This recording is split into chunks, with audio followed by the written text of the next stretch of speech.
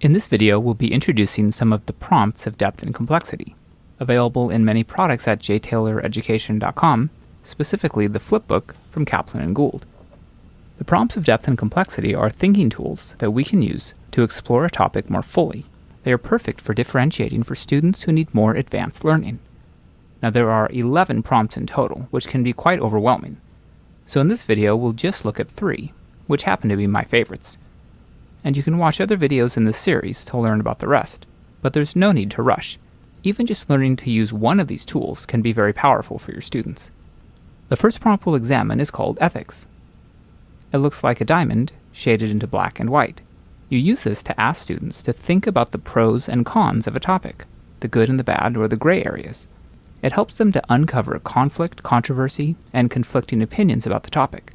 Once students start thinking about the ethical issues surrounding an idea, they're naturally going to go deeper into the topic. And you'll find that this one goes hand in hand with our next tool, called multiple perspectives. This prompt is used to ask students to consider a topic from more than one point of view. Have students think from the point of view of certain people, or from those who have certain jobs, or who have expert opinions. By asking students to think from different people's perspectives, they'll get a much richer understanding of the topic. And finally, we'll look at change over time, which asks students to think about how a topic has evolved or devolved over the years. What was it like in the beginning, and what's it like now? And again, you can combine this with the ethics tool or the multiple perspectives tool. You might ask how somebody's perspective has changed over time, or how the ethical issues have gotten better or gotten worse. To introduce these tools, it's helpful to start with very simple content so they can practice thinking deeper, and then move them towards your grade level content or beyond. I love to use the hamburger to talk about these tools in the beginning. This was inspired by my master teacher, Nancy Cole. If we ask students to think about the ethical issues about the hamburger, our students are pushed to consider what's good and bad about the burger. They could brainstorm many ideas. Let them go on and on, perhaps writing them down in a graphic organizer. Push them to keep coming up with new ethical issues. It's okay to have a little awkward silence while they brainstorm. Next, we'll think about the multiple perspectives around the burger. Who are different people who might have a different opinion about hamburgers? Students might think from the point of view of a cook versus a diner. How about a rancher or a vegetarian? Or people who have expert opinions like a nutritionist or an economist. Every one of these perspectives will give us a different lens to examine the burger with. And if we combine it with the ethical issues, we get a very powerful tool. What ethical issues does a cook face compared to the ethical issues a rancher might face? The frame is the perfect graphic organizer to structure a study of multiple perspectives. We have other videos that go deeper into the frame, but basically in the middle we have our topic, the ethical issues of a hamburger, and then we provide 4 spaces for students to think. In this case, we'll use 4 different perspectives. What kind of ethical issues do each of these people face when working with a hamburger? And then we can think about how the burger has changed over time.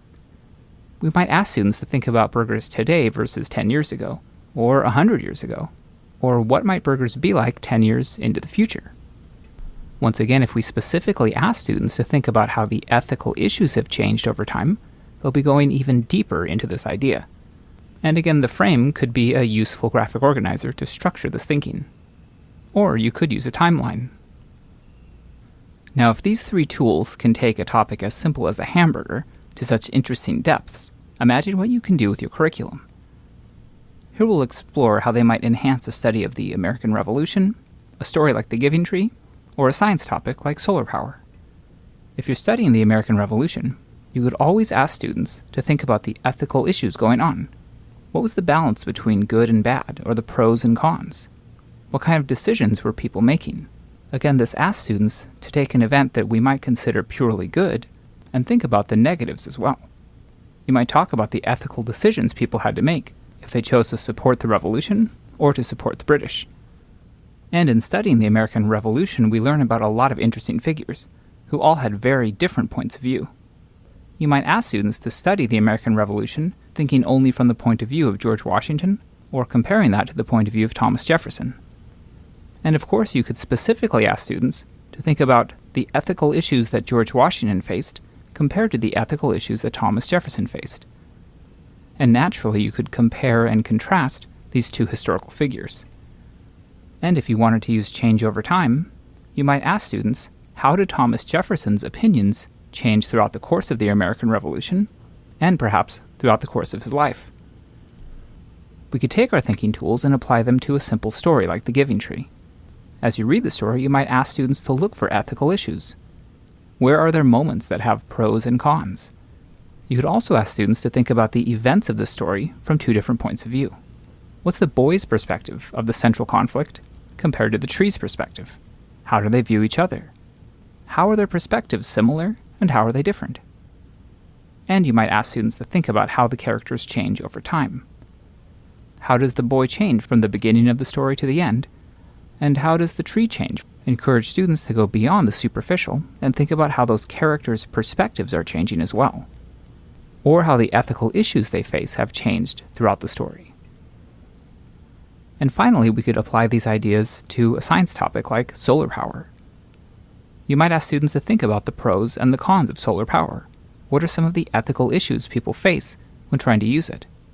What would be good if we started to use solar power regularly, and what would be the negative side?